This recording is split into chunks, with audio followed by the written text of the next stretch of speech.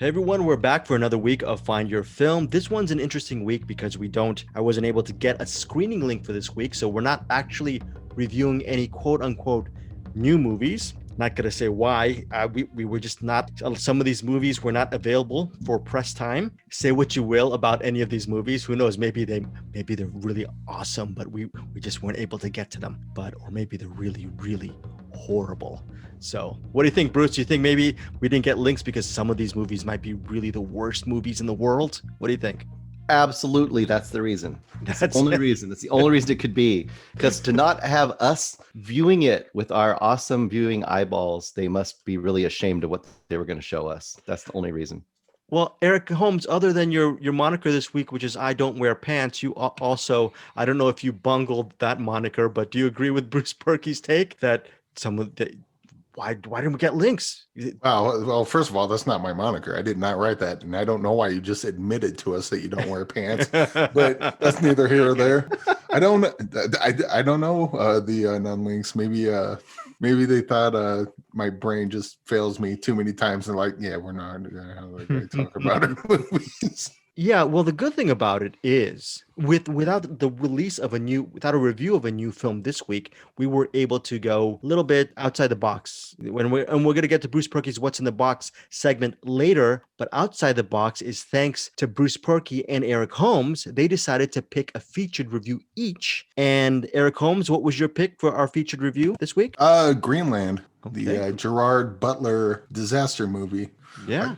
Yeah, well, I guess are we going on that now, or are we going to say what Bruce's pick was as well? Yeah, we're going to say what Bruce, what's your pick this week? Greg, don't wear pants. Greg, don't wear pants. Very good. But I a bunch of 12-year-olds. I object. First of all, listeners, this is an explicit show. I am much more professional. I don't know why they're saying I don't wear pants. First of all, my video is off, so they shouldn't be knowing all my secrets. So, anyways, it's not Greg don't wear pants. It's Dogs Don't Wear Pants. It is currently streaming on Shudder. So Bruce Perky, he really enjoyed this movie.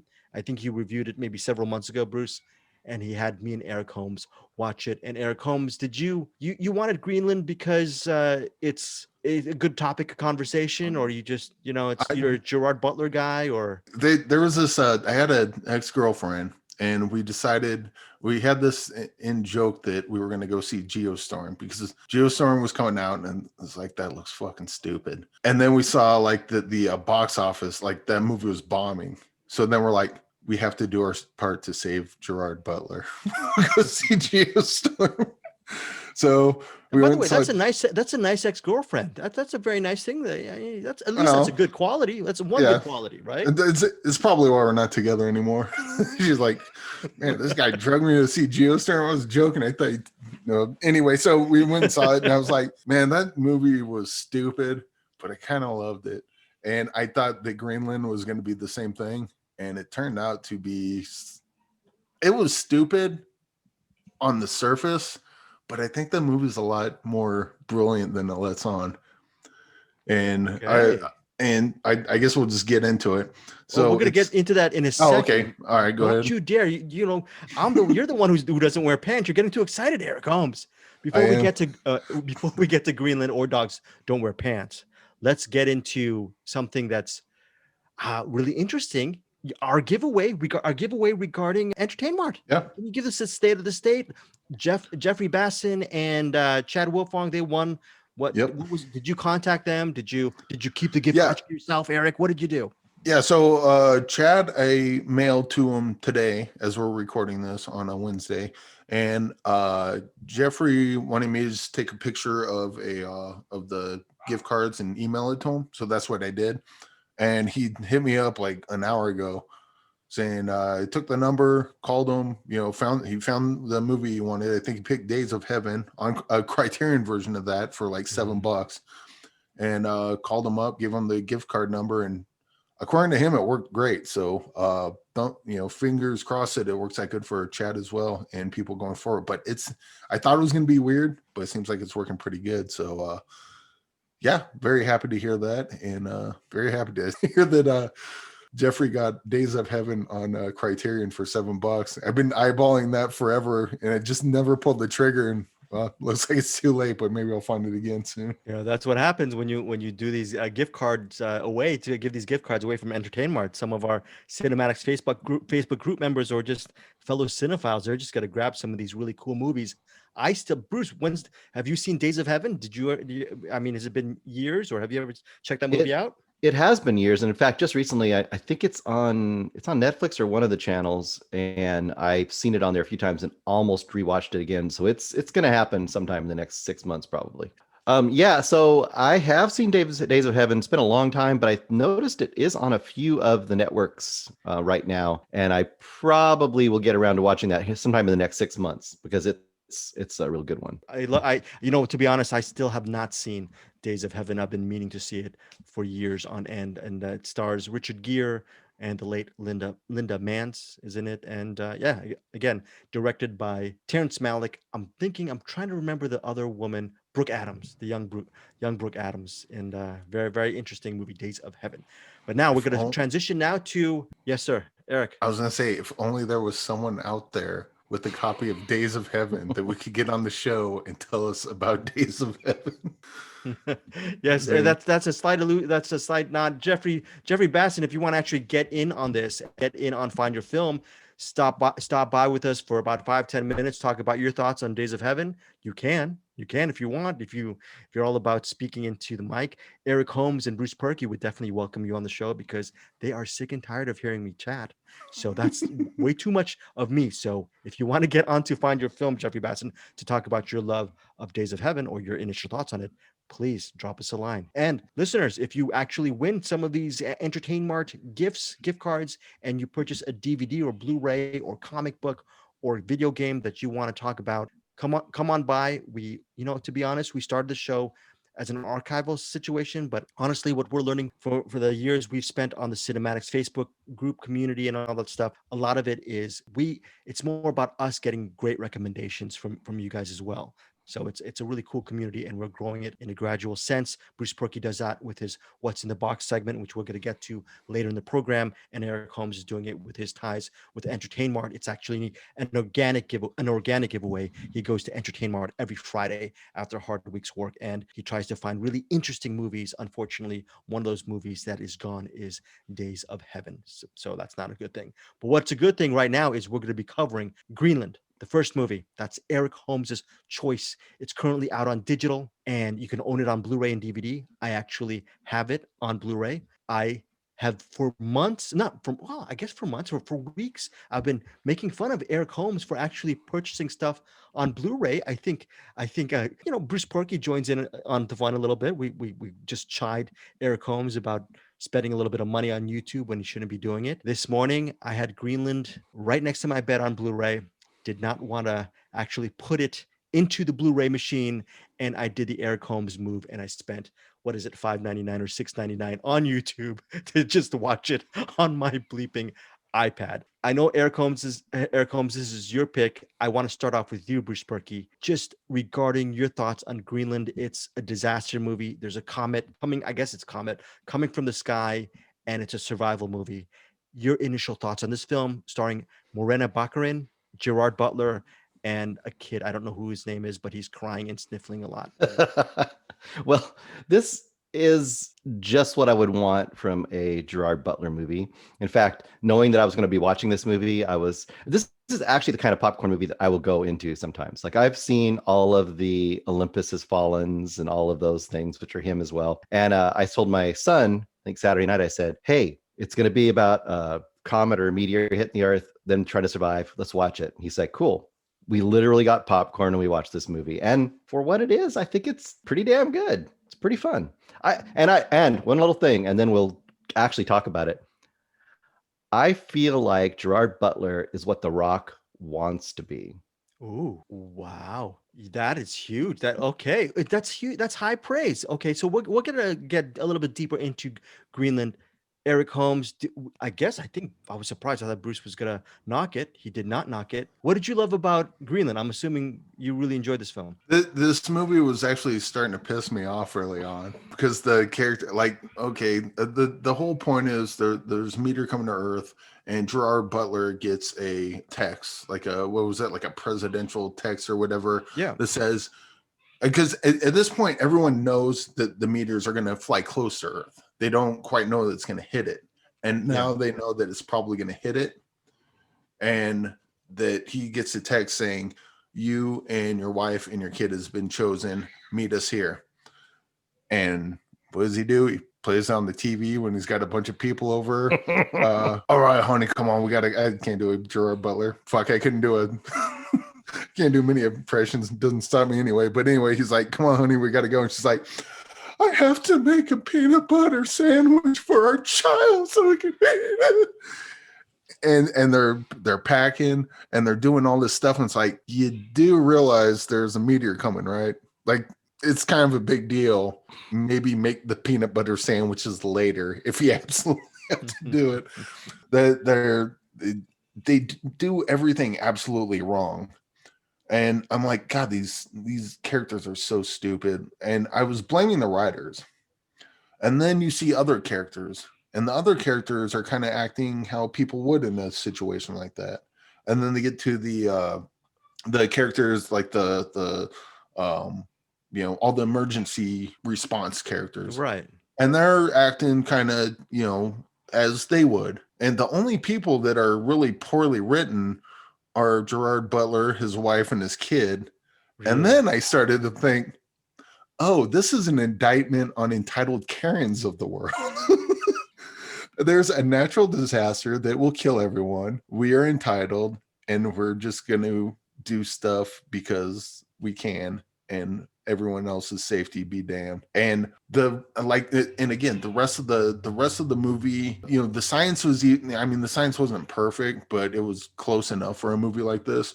And there's just so much else that was done right in the movie that I don't think that was an accident. And I don't know if you or Bruce agree with that, but I think that's what kind of turned me on to the movie. And then I won't get into the end, but there's this was a lot smarter, and I might be giving it too much credit. And if I am, oh well, take the extra credit. I'm fine with that. But I think this movie's a lot smarter than I initially gave it credit for. And after watching it, I was like, yeah, that was a pretty good one. I see what you did there, Rick Romanois and Chris Sparling, the writers and directors of this movie. I see what you're doing, and I got it because I'm wicked smart. Well, there's this one scene, I think, when she's actually, well, I'm like, you can't really give. I know what you're saying.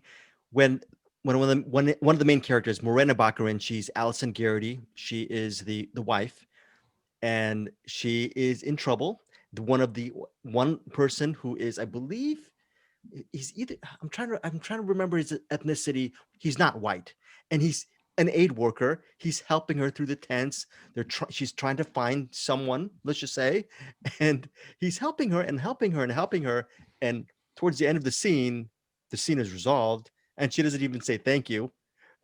And it's one of those things where that's one of the many things. She gets picked up by what looks like a Latino family on a highway. Everything's crazy. No one else is picking her up. Probably, and to your point, director Rick Romanois, maybe he just really put this in there, which is interesting. If the tables were turned, would John Garrity and Allison Garrity, the parents, the son is not culpable here because he's just a kid, would the Garritys pick up a stranded person on the side of the street, on the highway? Nope. They would probably be racing 100 miles an hour for their survival. And I think there's nothing wrong with that. And I think the goal of the movie is saying this is, sort of the strong survive, or the selected survive. But really, in the midst of all this chaos, there are all these people who know that they may be sacrificial lambs. And it's weird at how they're actually more mature than the people who are privileged. And I think that's a very interesting point that you make, Eric, because that little nugget is hidden into this whole movie, and you could completely miss that and really enjoy it. But I thought it was very interesting that it's the people of color in this movie who are the ones who just seem to be the most logical and composed in the face of tragedy. And I don't know. I don't. Bruce, what do you think? Do you think Rick Roman I, Watt just put that, or was it accidentally on purpose, or are we reading into this? I'm kind of on the fence, but I think there's enough to support it that at least it's plausible. And the reason I would say, so you brought up the one point, right, Greg? That one scene. The scene that struck me, and once again, I won't spoil it. There's a scene earlier in the movie where Morena's character is asking for them to break a rule. Something has happened that now is voiding some entitlement that she has at that point. And she says, "What would you," to the worker that's there, who's also a person of color?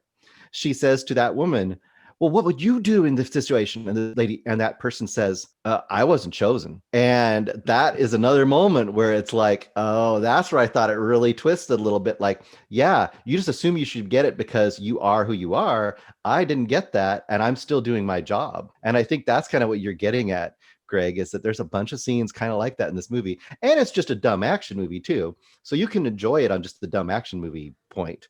But I would say another thing that would also support Eric's thing is that this movie, the actual plot of this movie, is more like a Walking Dead situation than it is like standard disaster movie. There's a lot more to do with the interactions of people in the crisis than there is about the crisis itself. Yes. And this goes without saying that we all want the Garrity's to survive by the end. We're not going to spoil if they do or not. We're pulling for them. Oh, Eric Holmes, did you just shake your head? You want them to survive. I was hoping that they died in a horrible fire the entire time. Are you serious? Even the kid. Even the kid. Even the kid. Jerome, he's culpable too. Just sever that bloodline. Wow, Bruce Perky, did you? I didn't mean I just that, got not a the text kid, from PBS Kids. They're not sponsoring our explicit podcast anymore. So, so you just really were not on board with this family. You wanted them. You wanted what? We're not going to say. This reminded me, and I wonder if I Care a Lot had a lot to do with the way I was watching this movie, because it was the same deal with I Care a Lot. When I first started watching the first like 15 minutes of that movie, I was like, fuck this movie. I cannot, no. And then it was the same deal with Greenland. I was in these characters and I'm like, God, I hope they die. But then like that, especially that scene that Bruce mentioned where the I wasn't chosen scene, I was like, oh, okay, this is this isn't terrible writing. And these aren't bad, poorly written characters. This is an indictment on entitled assholes. And so now I'm on board. I know what this movie is now, or at least what I think this movie is. And no, I was not at all rooting for any of them.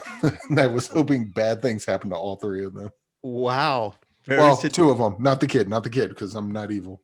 Okay, good. At least you care a lot for the kid, at least a modicum amount. Bruce, you mentioned this. You said it was a dumb action movie, and I think you meant that in the kindest of gestures. Yeah, in the surface, just fun gesture. Yeah, you know what? When you do have a dumb action movie or a movie you can just have popcorn with and enjoy, I think what Rick Roman Waugh did. It's directed by him. It's written by Chris Sparling. I have not watched any of. Sparling has an interesting screenwriting career. I'm trying to look at what he did. He did this movie called Buried, which I heard was really good. It's with Ryan Reynolds. He's in the coffin and Eric Holmes. You love that as well. Okay, so he's putting his thumbs up. Oh, very good. And then yes, that movie was like textbook, like limited storytelling or whatever. Like that. Oh, Buried was great. Yeah, and then in 2018 he did another movie called Down a Dark Hall. It's a thriller with Uma Thurman, and I really enjoyed that. That was a pretty interesting movie as well. Anyway, so I think it's a really good script for what it is. We just finished the Poseidon Adventure with our recent podcast, okay, and with Ronald Neame, and I feel like you can watch the Poseidon Adventure for the characters, and Greenland you watch it for the characters as well. The CGI, the effects, you can knock the effects as much as you want, or there's not too much of that disaster action in the movie. Like Bruce said, it's more about the interplay among the people, and that's why you're going to really, if you really want more interactions with people, the human element of a disaster movie, I think Greenland's very, very well done. But what's interesting is when you do have that quote unquote dumb action movie or popcorn film, make sure you litter it with really good actors. The father of Morena Baccarin's character is played by Scott Glenn. So under lesser hands, that role would not have been knocked out of the park by a lesser actor. You have Scott Glenn towards a pivotal part of the movie, you're good.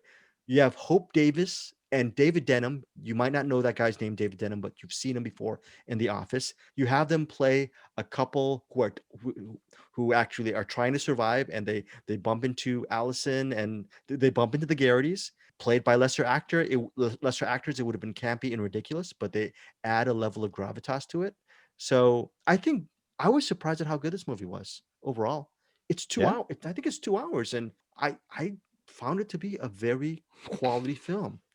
I was Yeah. yeah, and also by the way, the Blu-ray for Greenland, it also has an audio commentary by Rick Roman Waugh. By the way, you said that regarding The Rock, and Gerard Butler, Rick Roman Waugh. I think one of the previous films he did was headlined by The Rock. So maybe what you can do is you can email or hit up Rick Roman Waugh on the Twitter space and ask him the Gerard Butler The Rock question, Bruce Perky, because I know you want to do that. But it's an interesting analysis. I got to give you respect for that. But finally, the Blu-ray also has deleted scenes, and I can't wait to actually watch. Hopefully, some of these deleted scenes have some extra meat to it. Eric Holmes, final thoughts on Greenland, and Bruce, final thoughts as well? I would say give it a shot, and the characters are very annoying, and that might turn you off, but I think that's kind of the point. I think that's kind of what they're going for on this. The science kind of holds up for the most part, which is good to see in disaster movies like this. And also, like Bruce said, the dumb fun disaster aspect of it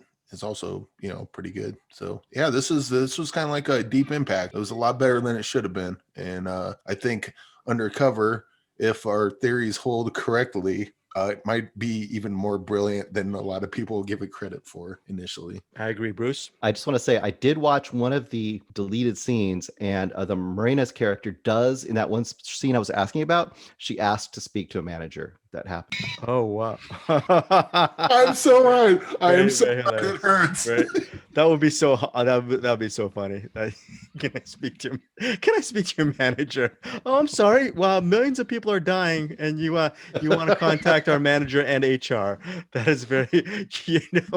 Maybe I'm giving Allison Garrity, played by Morena Baccarin, a pass, because I've always had a huge time crush on Morena Baccarin. Love her from Deadpool and Firefly and everything like that. But to Eric's point, maybe she is a total Karen in the movie. I'm not going to go fully there because I still have the crush, Eric Holmes. So I apologize for that. By the way, Eric Holmes, Geostorm or Greenland, which is the better movie? Which would you recommend first? Like for real, recommend this one. For like, I want to watch a stupid movie, Geostorm. Geostorm doesn't make a lick of sense. No, it doesn't. Did you have fun with like this movie? Greenland is like Undercover brilliant. Geostorm is so completely incompetent that it's hilarious and kind of. I mean, I don't like watching movies to laugh at it, but I mean that's kind of what Geostorm is. And yes, and it's one that is funny to laugh at because it's yeah, very good. All right, so that is our first featured review. Our next featured review is a movie that Bruce Perky has been hammering me and Eric to see. When I say hammering, I mean it's there's a lot of hammering in this movie too. I mean, when you think with dogs don't wear pants, there's a lot of things that go on here in this movie, and he's really high on this film. Bruce, I'm gonna just stop babbling. I'm gonna let you take. It's currently streaming on Shudder. Mm-hmm. Quick thumbnail, and what is it about this movie that still sticks with you? I guess Dogs Don't Wear Pants, 2019, directed by J.P. Valkeapää. I guess is how you say it. I don't know. He's from Finland or Sweden. This first came across my radar. William Lindis, Movie Bears podcast, weekly mention. He saw it like 2 Fantastic Fests ago. And then about a year ago, it popped up on Shudder. So basic concept is the main character, Juha, played by Pekka Strang. At the very beginning of the movie, so this is no spoiler, you see his wife drown. And then you fast forward to the beginning of the movie basically is fast forwarding. What would you say? Probably 8 years, 7-8 years, something like that. Yeah, maybe, maybe probably even a decade. Yeah, because his daughter's quite a bit older. His daughter's like 15 or 16 now. Yeah, and when so you see the first scene, she's a little kid. So yeah, she's maybe 4 or 5 at the most. The basic opening scene is his daughter, for her birthday, wants to get her tongue pierced. He takes her to like a tattoo shop, piercing place, And while she's doing that, they say, oh, there's, it's too crowded in here, old man, basically. Get out of here. So he kind of wanders around and wanders into the subfloor of this place and into basically a dominatrix's workspace.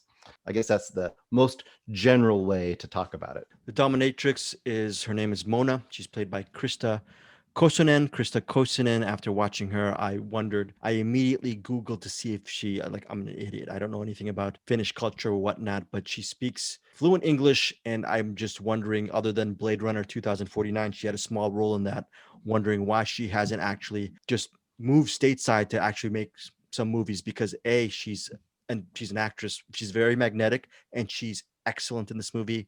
No disrespect to Pekka Strong as Juha. He's pretty much the anchor of the narrative, but it's their interplay, which is very fascinating to me. And a lot of takeaways from this. First of all, my first takeaway is Krista Kosonen is a star. She should be in more films. Maybe I should see more of the films that she's doing in her country. Eric Holmes, what are some of your initial takeaways from Dogs Don't Wear Pants? Well, first of all, you click on Shudder and it's got the picture of what the movie is. And right away, I'm like, oh, so it's like a dominatrix thing. And I start watching the movie, and the opening of the movie is not at all dominatrixy. Like Bruce said, it's got the suicide portion of it and like all that, but it's like a family movie. And then I kept pausing it and looking to make sure, the dogs don't, yep, it says dogs don't wear pants. All right, I'll keep watching. And then, it gets to the dominatrix portion of it. Kind of turns a little Seven with the sex place.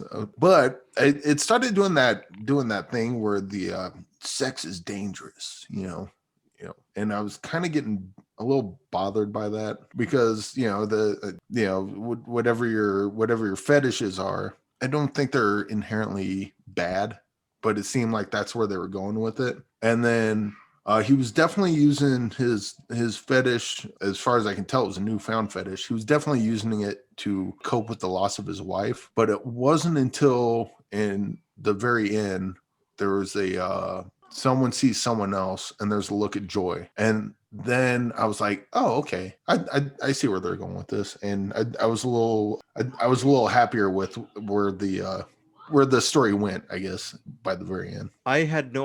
Bruce, I had no idea how much I'd love this movie. I probably blown away by Dogs Don't Wear Pants. First of all, I don't know, I don't wholeheartedly recommend it for everyone. This is one of those movies, if you have problems with your nails, do not watch Dogs Don't Wear Pants. If you have nail problems, if you have a cuticle, if you look at a cuticle and you go, oh, if you have a problem going to your local nail salon and you get a little bit grossed out by how they buff your nails. By the way, I don't buff. Yes, I do buff my nails once and again when I have some extra cash. But if you have nail problems, don't watch Dogs Don't Wear Pants. If you have, there are certain scenes of this movie which may gross you out. They take you to the limit. But that said, you can always close your eyes. You can always look away, because I think the movie itself is, in a weird way, very uplifting and very inspiring and resonant and real and violent and creepy. It has everything under the sun that you want from a movie. And I hate to say this, but that director, JP Valkepa, I thought this movie would have gone overboard. And it's surprising. I can't believe I'm saying this. It's surprisingly subtle in the way they handle the relationship. They could have made the main character, Juha, sort of a sad sack and you automatically relate to him, but there are things that they do regarding his character and his arc, like Eric Holmes is saying, that I found very brave. And I just thought this was a very brave film. I thought it's a very honest film, and brave and honest is something that's very hard to find in no matter what genre you face, you tackle. I suggest that most people, if you can stomach it and if you can look away for a couple seconds here and there, you're going to get a lot of bang for your buck from Dogs Don't Wear Pants. This is a movie that's currently streaming on Shudder, but I would suggest you highly just hunt this movie down. If you like love stories or relationship dramas, this is the movie to watch. Bruce Perky, your review of it. Yeah, well, I mean, I've kind of done it before, and I agree. Watching it again, I think it holds true. And I think that a lot of Eric's kind of reservations, especially when I watched it again, I think a lot of those are allayed, because there is throughout a lot more going on with both characters than you might first think. You know, you might think like, well, he's grieving and he's just going there to get pain to like, you know, deal with it or something. And that she's just straight up dominatrix, but they make points of showing her life outside of that. I think it's a really subtle movie when you really get down to it. And it's really interesting about characters, and it's really interesting about what's healthy and what's not healthy, and what is a healthy relationship. You know, that's a lot about what this movie ends up getting at eventually. And also the final shot that we have, I love so much. And it Yeah, kind of was very true. alluded to a little bit. And I so love watching it again. I had never noticed it the first time because you're kind of taking it in. But when you first see Mona, and I'm not going to describe exactly what happens, but there's a way she enters the scene when you first see it that is really effective and really does some interesting things that you don't even notice the first time. Like it's the first time something happens to his nail, which ends up being like a metaphor through the whole thing. I think it's a super great movie. If like you said, if you're into a little more daring movies and you want to see something that no one talks about hardly, that's the other thing I wanted to bring it up for, because no one talks about this movie. I don't know if it's just because it's not available in that many places, but I think it's way higher quality than a movie like this has any right to be. So Yeah, I have. Eric, do you have any idea why it's not talked about? I mean, I'm clueless. Well, I think it might have something to do with the name of the movie, Dogs Don't Wear Pants, which makes sense when you hear it. It's Sure. like, dog, take your pants off. Dogs don't wear pants.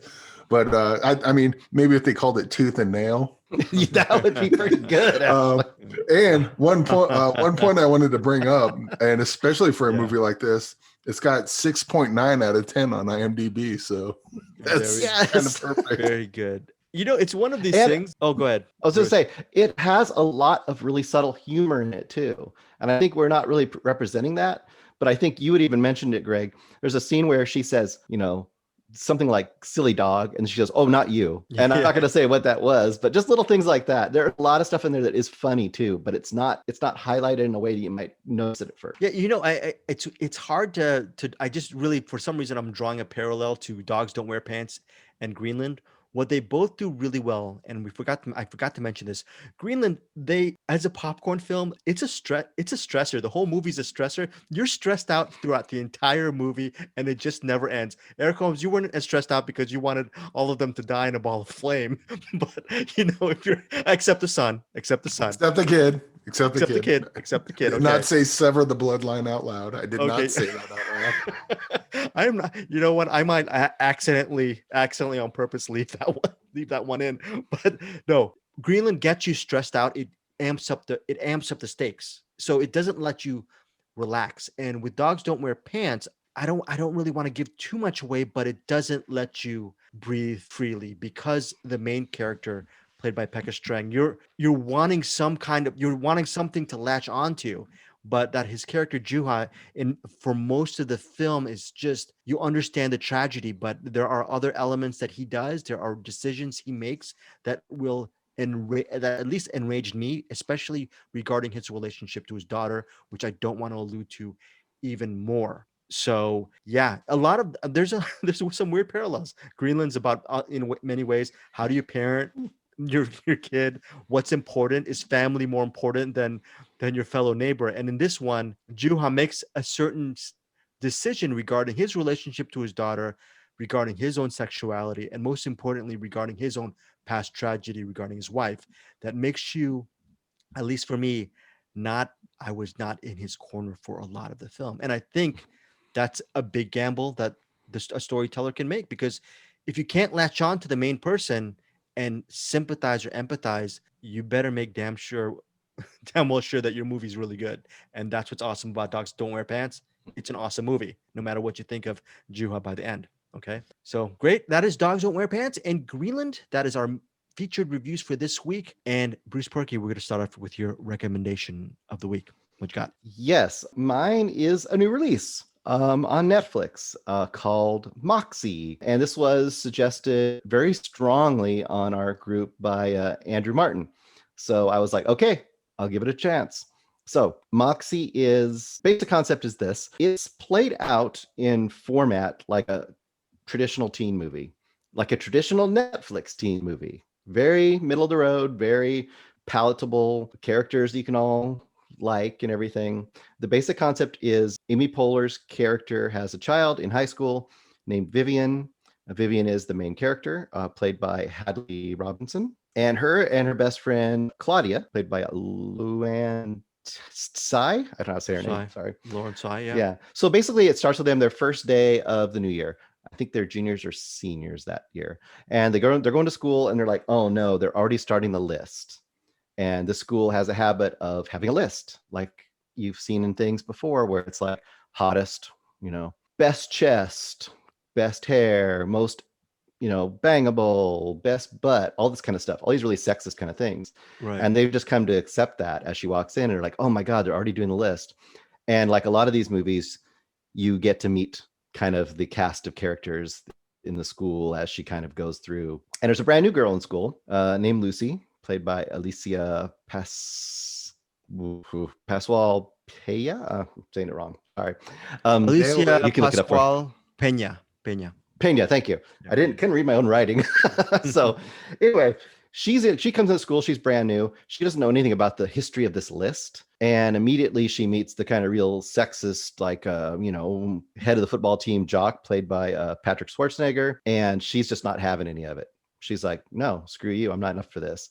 And she's kind of becomes harassed. She tries to take it to the principal. The principal's like, blow over. And basically what the story goes on is that Vivian is empowered, or I want to say empowered, but I guess she's inspired to kind of follow in her mom's footsteps. Her mom has a little Foot Locker, and it's full of her Riot Girl shit, like literally full of Riot Girl stuff, like fanzines and all the music and everything.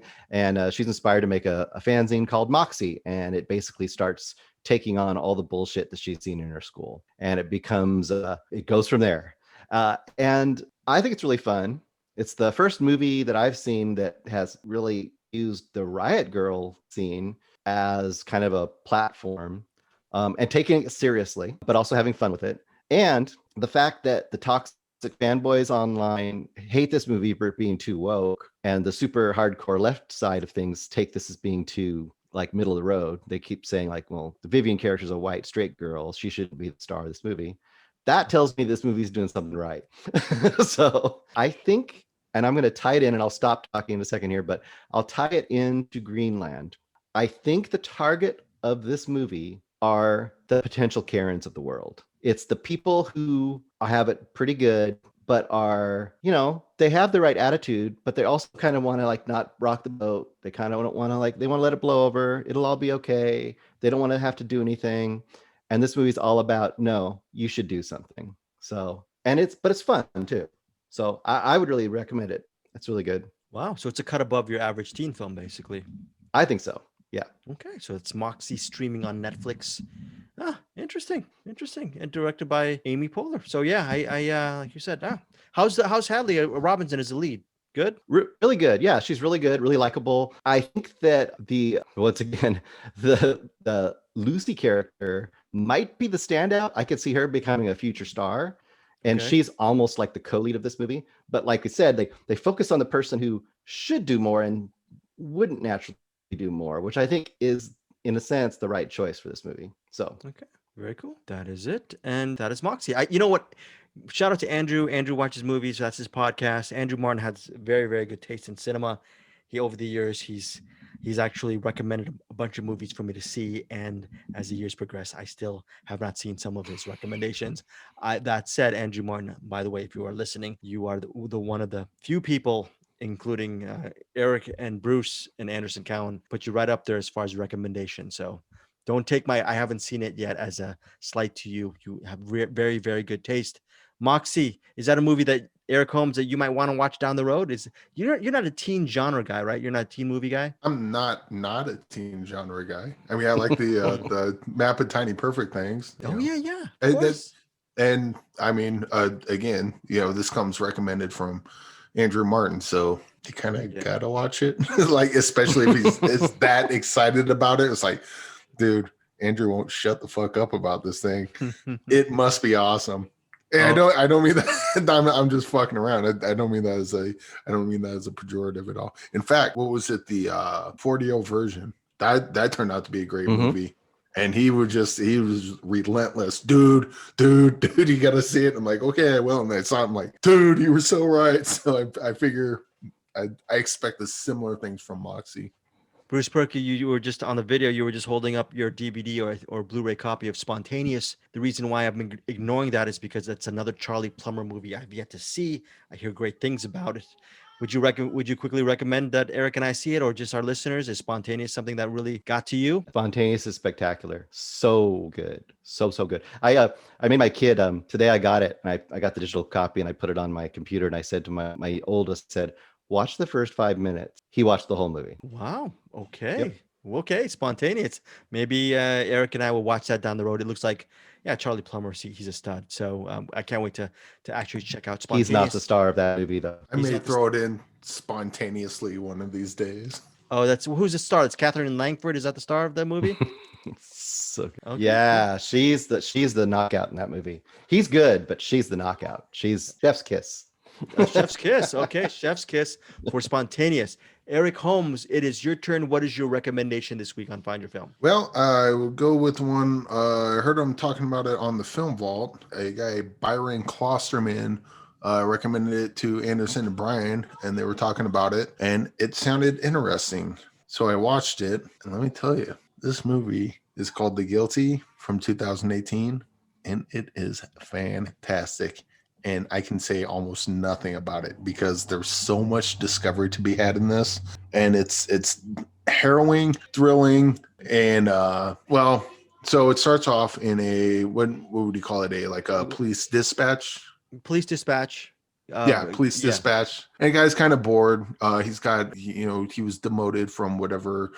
I used to work on the streets. Now I work at a desk. It sucks. And he's like, yeah, okay, your knee hurts. Yeah, okay, this happens. And then he gets a call. This lady's clearly upset, but she's not making any sense. And I think there was a story probably a couple months ago about someone that called 911. And they're like, yes, I'd like a large, please. A large, ma'am, you called 911. Yeah, extra pepperoni. Ma'am, are you being, and then all of a sudden it clicks. Ma'am, are you being held captive? Yeah, that's good.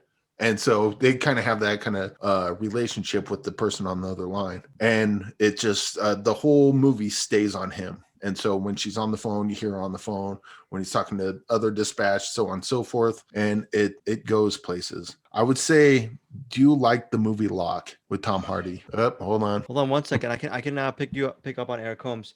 So you haven't seen this, right, Bruce? You haven't seen The Guilty? I have not. I was literally looking it up where it's playing as he was talking about it, and it looks like it's on Hulu. So I will definitely watch this movie. Oh, it's on Hulu. Okay, so The Guilty is on Hulu. And I believe. Don't hold me to it, but I think so. Okay, well, I'll tell you something about The Guilty. Okay, I'll tell you. Oh, okay. Eric Holmes is back. Eric Holmes, I'm just going to pick up where you left off regarding The Guilty. Bruce Perky said The Guilty is available on Hulu. A couple years back, I am going to pat myself on the back on this. I got an early screening link from Magnolia Pictures. They sent me a link to The Guilty. I saw this. We were wondering, is this a Finnish film? It's Scandinavian. Is it from Norway? Horrible on this. I think it says the original title is Den Skyldig, but it's just called The Guilty. Foreign film. But here's the thing. Eric Holmes mentioned Locke. And Locke is a movie that's starring Tom Hardy that's highly praised. Dude in a car. Something happens at work, whatever. Talks to his family. Interesting. Tour de force performance. I remember when I saw The Guilty, I said to myself, this movie is, in my opinion, better than Locke, and it won't get the love that Locke received. And I was right. Hasn't received. It's been 2 years. I actually, for some reason, I forgot about this movie. It's been 2 years, and it still hasn't received the same amount of love as Locke. At the very least, it's as good as Locke, I think. Eric Holmes, would you even say that as good? Yeah. Well, I hate comparing the two of them because they're both fantastic. But this one is like, how like Locke is like so low stakes, but you're at the edge of your seat. Okay, think of you being at the edge of your seat watching Locke with the stakes as low as they are. The stakes in The Guilty are up to 11. And they just keep climbing as you find more about what's going on. Yeah, it's a wonderful film. And here's the thing about The Guilty. You can literally, if you actually have a physical copy of it or playing on your Apple TV or Fire Stick, this is one of these movies where you bring people over and you have them watch it with you. It's really a gem of a film. I guess Eric, we were talking about how it's going to be remade, I think, down the road, but see this original. It's fantastic, and you're going to be on the edge of your seat. It's only 85 minutes. I think it's close to a perfect film. I rarely actually have my mom sit down and watch my screening links and everything like that. This is one of maybe 2 or 3 films within the last 2 years that I said, you have to see this movie. She ended up loving it. So, by the way, the other movie was I Care a Lot, and she really hated it after 5 minutes. So that was the other.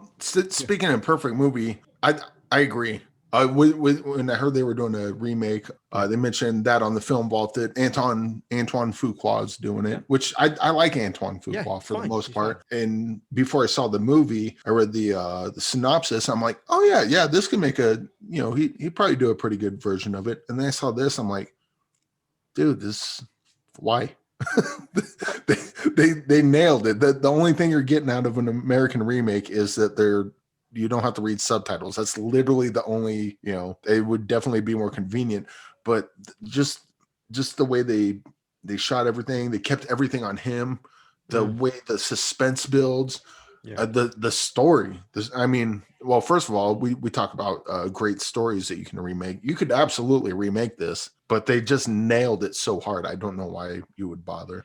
Well, as I get older, I get a little bit kinder, and I think, even something like Gus Van Zant's version of Psycho, which is a shot-by-shot remake, I now, in my old age, or actually, one of our listeners said, "Greg, stop saying you're old. 50's not old." And I'm like, I still think 50's old. And in my elderly age, I think the one good thing about remaking The Guilty or remaking Psycho or remaking whatever is the hope and dream that people will see this version of the movie, the American version, and then go back to the original. Just going back. And maybe I look at this remake of The Guilty. If Antoine Fuqua directs it, it could be bad, could be good, could be mediocre. It will be hard to top the original, but hopefully that will divert some of the people who are curious to see the original version of The Guilty. But yeah, you can make a good point to Eric Holmes's point that why remake something that's so perfect? And my conciliatory answer is maybe it'll draw them back here. Greg, go ahead. I have a question for Greg on this one. Yeah. Have you seen the original of Old Boy? Eric Holmes, that's a very bad thing. Eric Holmes. Bruce Perky has just called me out because I praised the Spike Lee film Old Boy, and I've only seen sections of the original film Old Boy, and I know the twist, I know the whole thing, and I did enjoy the original Old Boy from what little I've seen, maybe 10-15 minutes, but yeah, I have not. Bruce Perky. Have you seen the remake to Old Boy? Did you see the remake? No. Me? Yeah. No.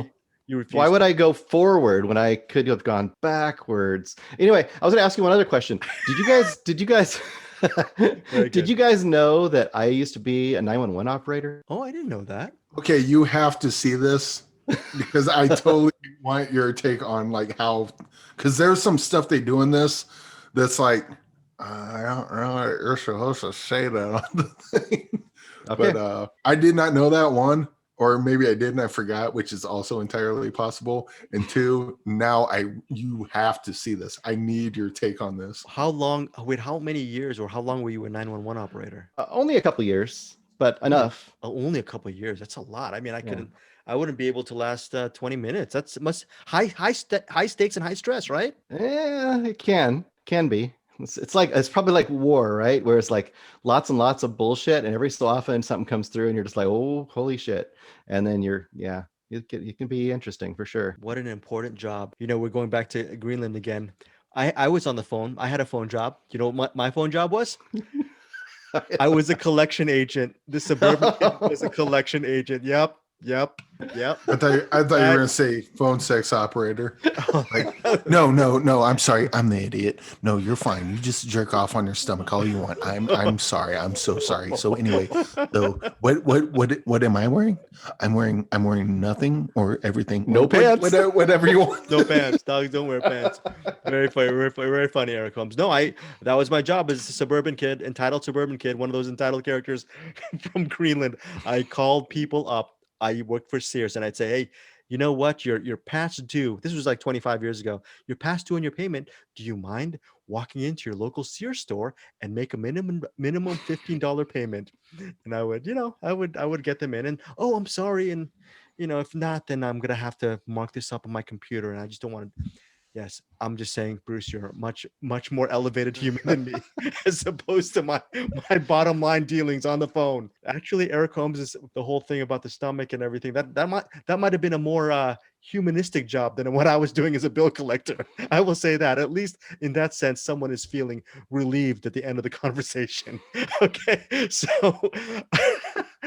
Eric, do you have any more recommendations before we get to what's in the box? Well, Dirtiest, speaking of what's in the dirtiest box, I'm kidding, episode but- ever. Yeah, yes, Uh, you're right. I got a quick one. I was gonna save it for next week, but I'll just go real quick on this. We talk about The Guilty is being remade, Yeah. and a fantastic movie that's being remade. And I watched a movie that was remade called 13, which is a remake of 13 Zametti or Tzametti. Okay. Zametti. Basically, a guy gets someone ODs on heroin, and the guy finds a letter of his and follows it to this place where there's a room where they play this game of Russian roulette among well, it's got to be more than 13 because it's number 13. Anyway, they stand in a circle, point a gun with one bullet in front of the person, and pull the trigger. And some people die, and some people don't, and they keep going till there's one person left. 13 Zametti is very stressful and very suspenseful and very good, and you should watch it. 13 is directed by the same guy that directed 13 Zametti. It's the American remake version of it, and it's also good, not great, but kind of pointless, which is what I'm kind of worried that the remake of The Guilty is going to be. It's like 13 Zametti is so good, and there's nothing wrong with 13. It's got Jason Statham, Michael Shannon screaming a bunch in it. It's got David Zayas. Okay. Greg just interviewed him not long ago, so check that out on Cinematics Patreon. Yeah, very good, very good, very good pull on that one. Yeah. But yeah, 13 as a remake, it's not bad. And if you haven't seen 13 Zametti, maybe check out 13. And then go back and watch 13 Zametti and see what you're missing out on. Well, okay, so basically we're saying go for the Zametti. That's definitely worth it. You would definitely. That's a strong. Is it a strong recommend? 13 Zametti for you. Strong recommend on that one. 13 Zametti is very strong. When that came out, I think it was 2005. Yeah. I must have watched that movie like 10 times. I love that movie. And Okay. and we talk about physical media. If you get the DVD, there's a short on there, and I can't remember what the short is, but it's pretty funny. You should watch that too. But 13 Zametti is very highly recommended. I think if you're not familiar with that and you watch 13, you probably watch and go, this is pretty good. Why does everyone hate it? Well, watch 13 Zametti and it's that going forward, going backward. If you've never seen the original Old Boy, you don't know why. What's that about? I'm not to pile on, but you don't know the Wait, Old Boy what? remake isn't as good. Yeah. I don't know. I don't know who directed the original Old Boy, so I'm sorry. I'm kidding. It's a joke. It's really bad that I haven't seen. I'm sorry, folks, that I haven't seen Old Boy. But what you're saying is not to watch 13 if you've already seen Zametti, right? This is your yeah. If you already seen 13 Zametti, you don't need to see 13 because you've already seen it. If you've never seen either one of them and 13 is available, then check it out. You'll probably like it. And I didn't say the Old Boy to disparage you further. I'm just saying. No, I'm kidding. If you've never seen Old Boy, the original, and you watch the remake, you probably like it. And then you can go back and watch the original and go, oh, wow, now I see why everyone was pissed at me for not watching the, But yeah, 13, not bad. If you already seen 13 Zametti, don't bother. You know what we got to do one day, Bruce, is on a future episode, we should just do an Old Boy episode where we critique Spike Lee's version and the other filmmakers' version. The other filmmakers. Yeah. And then I'll make a puppet version of Old Boy, and then we can see which is the best.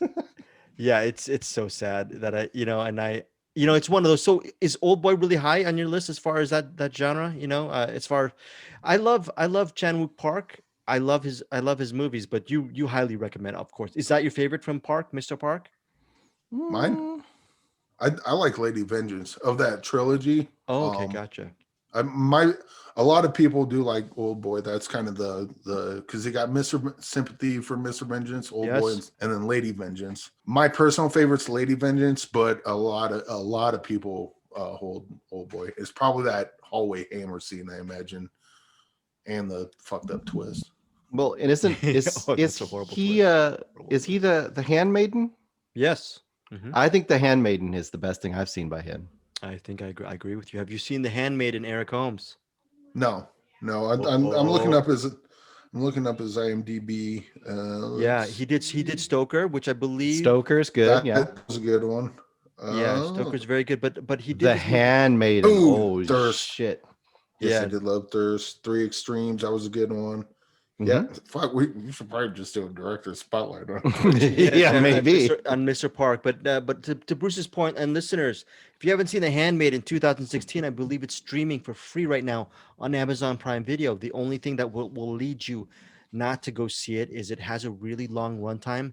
Now, here's the thing: there is a reason why it has a really long runtime. Me and Bruce will not give that away, but it is worth the long runtime, especially if you love a period drama with beautiful costume design, really great acting, sensuality, and an intricate storyline. And if you love his previous work, I'm sure you've already seen The Handmaiden, but especially if you're not even a fan of Mr. Park and haven't seen Old Boy or Thirst, Sympathy for the Vengeance, and Lady Vengeance, The Handmaiden stands on its own. It's You don't have to be a fan of Mr. Park to like that. Was To like what? Yes, Eric was Holmes. the Handmaiden? What was that? The one with they had like the lesbian scenes, and then there Yes, was something in like the an eel. basement with a bunch of jars. Yeah. I did see that one. That was good. Okay, very, very good, very good, very good. Yes, yes. Yeah. So we're all completed. Yeah, one of these days we'll be talking about Mr. Park, a great, great man, great man. But okay, so that is it. We are now before we close the show. We're gonna figure out what's in the box. Bruce Berkey, what do you got for us this week? This week, this was Jesper Quinn's Yes, second What's in the Box thank you, suggestion. Jasper. Yeah, This is Dream Demon from 1988, directed by Harley Cokless. I believe I'm saying the name correctly. This is available on Arrow. If you have the Arrow subscription for that network, I just rented it. You can rent it for like $1, I think. So it's not much. It's worth it. okay, very cool. Basic actors in this: Diana is played by Gemma Redgrave. Jenny's played by Kathleen Wilhoit, and Russell's Timothy Spall. Timothy Spall, you might know, he's been in a bunch of things, but probably most recognizable for the Harry Potter series. Have you seen this one, Eric? Because I feel like you'd remember this if you'd seen this movie. No, I haven't. Yeah. I've not. So opening. So this is a British movie. I feel like this was probably sold as the British answer to A Nightmare on Elm Street. And it only is in the aspect that it has a lot of dream sequences in it, but it's not the same sort of story. There's not a Freddy Krueger kind of a character or anything. So opening shot, though, I got to tell you the opening shot just mostly for Eric's purpose. You start out, it's kind of this dreamy, white, gauzy look. A woman's going to get married. It's the Diana character. She goes up to the front. They're having do you take this woman, blah, blah, blah. Total perfect blonde Ken doll kind of guy. And she's next to him. And they look at her to say, I do. And she doesn't do it. And she just looks at him and says, I'm so sorry. I can't. I'm not ready for it or whatever. And he looks at her with he's almost like one of those guys you'd see like the blonde antagonist in like Karate Kid or something, that perfect dude. And he looks at her and he just slaps her hard across the face. And then she looks back at him like all teary-eyed, and she slaps him hard across the face, but his head flies off and blood sprays all over her and her dress. Very cool. And that's the opening of the movie. Please tell me that's on the poster. How would that not sell the movie? So of course she wakes up, it's a nightmare, but the whole movie basically is her moving into this new house. She is engaged to that guy and she's having these nightmares, and the nightmares may or may not be encroaching upon her actual reality. This is like a fun 80s horror / fantasy that somehow you never saw. It's one of those Is it kind of scary movies. or is it more just cheesy campy? It's kind of in between. It's not too scary, but I'm not too scared by those kind of movies. But it's got some really fun dream sequences. It's got some really good practical effects, and it's got a pretty good story. So the thing that's kind of unique about it is the Diana character, who's Jenna, or not Diana character, the Jenny character, Kathleen Wilhoit. She's an American, and she feels drawn to the house that Diana's in. And Diana feels like maybe this house is causing her to have these nightmares. She's not sure what. And the Jenny character thinks that she might have lived there when she was a kid, but she's not sure. So she's kind of drawn to her. She's kind of this punky sort of girl from LA. And they kind of team up to try to solve what's going on as these weird dreams keep kind of escalating and weirder things start happening. So in that aspect, it's very unique for that 80s horror trope in that you have two young women teamed up together. And it's disparate. It's a total not, Yeah. it's like an unlinked situation. Yeah. And I think the other thing that I really liked about it is that it kind of plays out a little more like, so there's a bunch of standard kind of horror stereotypes, right? And one of them is kind of the ghost story where you have to solve the mystery to free the ghost, from the curse or whatever. Yeah. This aims a little more towards that with kind of a Nightmare on Elm Street sort of veneer with all the weird dreams and stuff. And the dreams are really fun and effective and somewhat creepy and just energetic and fun. This movie has a lot going for it. I think if you already like, especially 80s style horror movies, you'll enjoy this. And I don't remember, I didn't write down the runtime, but it's, like 80 minutes, 90 minutes, something like that. It's not very long. I think you could do a heck of a lot worse than checking out this movie. I thought it was pretty solid and kind of a lost gem, I think, from that era. Yeah.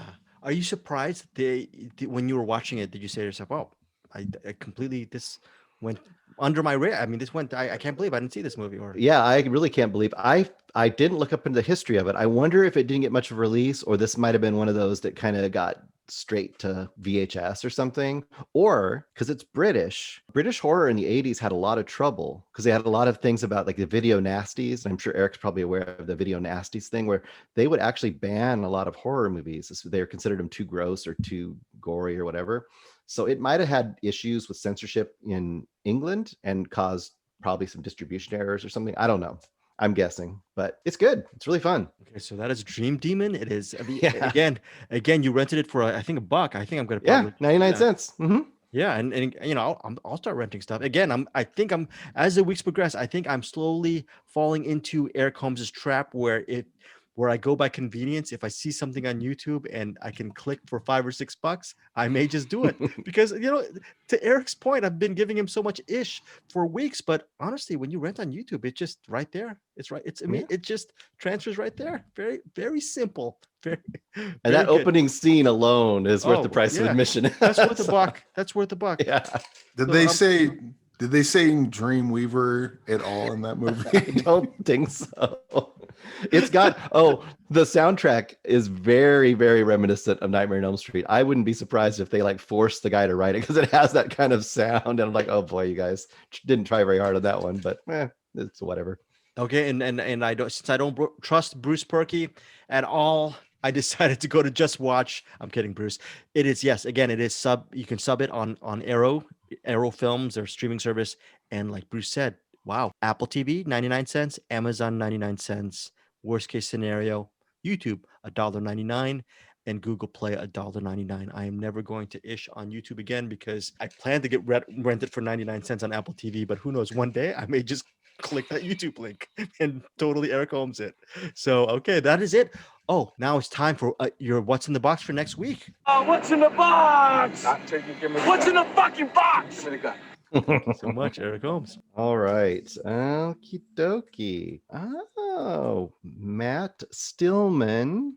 Oh, Matt Stillman. Listeners, by the way, join us on our Cinematics Facebook group. We have some really interesting cinephiles. It's not just me, Eric Holmes, and Bruce Perky. There's a lot of members who really contribute a lot to what we're trying to do every morning. Matt Stillman has a really interesting movie pick, 2 or 3 movie picks that he just posts on our Facebook page, and he has really great taste. I can't believe he's already up to 100 movies. Oh my gosh, this year. It's amazing. I think I'm up to 80 something, but I have a lot of shorts in there, so I gotta cheat it. So, Matt's a crazy person. We love you, Matt Stillman. Okay, go ahead, Bruce. It's Somewhere by Sofia Coppola. Not seen it. Have you seen Somewhere, Eric Holmes?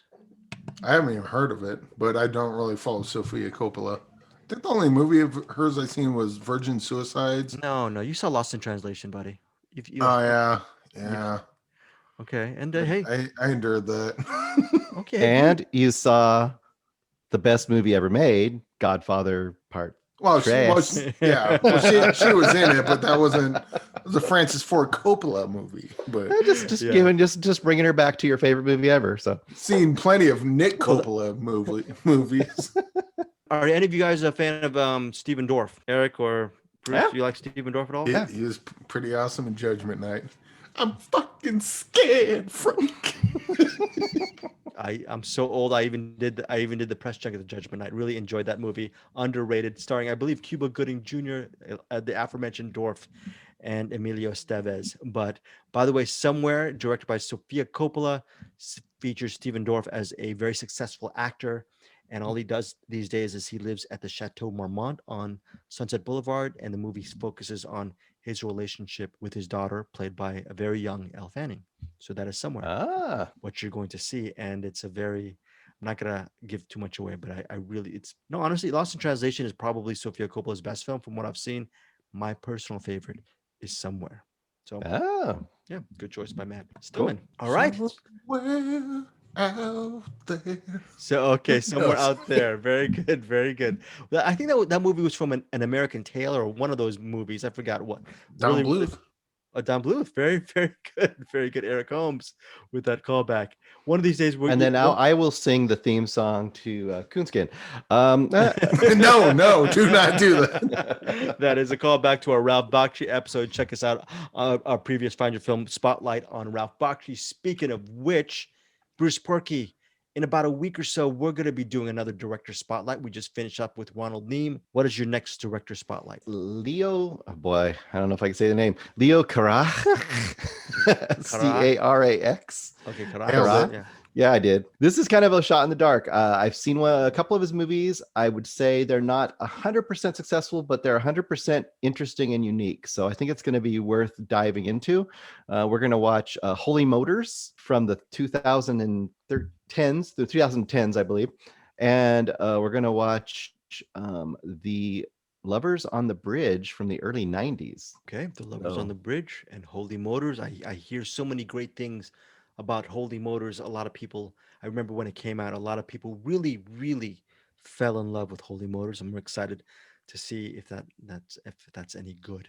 So I'm sure. Are you excited? Oh, what, Bruce? What? It's very, very unique, and it definitely has a lot of different things going on in it. So you'll have opinions about it for sure. Okay, so Holy Motors. We got Holy Motors. We got Lovers on the Bridge down the road. Several weeks from now, we might do Dogme 95 Doesn't Wear Pants. You never know what's going to happen in Find Your Film. There's going to be a lot of other things going on within our universe. Please, again, join us on our Cinematics Facebook group.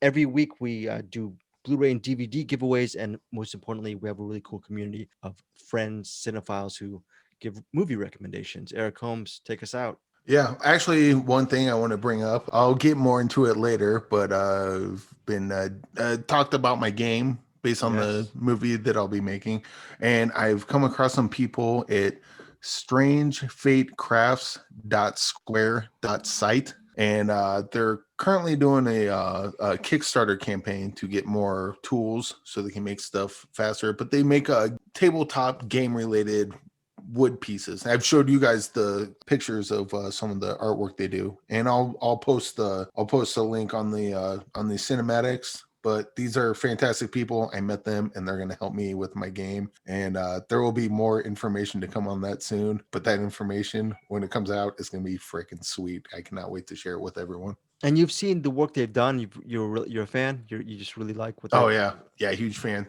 So what they do is they make wood boxes. If you're into D&D, it's stuff you can put your D&D games, character sheets, dice, all that. And they also have these things called finger dragons. It's these leather, fake faux leather, but it's these leather things, and you kind of wear on your hand, kind of like a bracelet, but it comes up on your fingers, and you kind of do it like a dragon finger puppet, and that's really cool.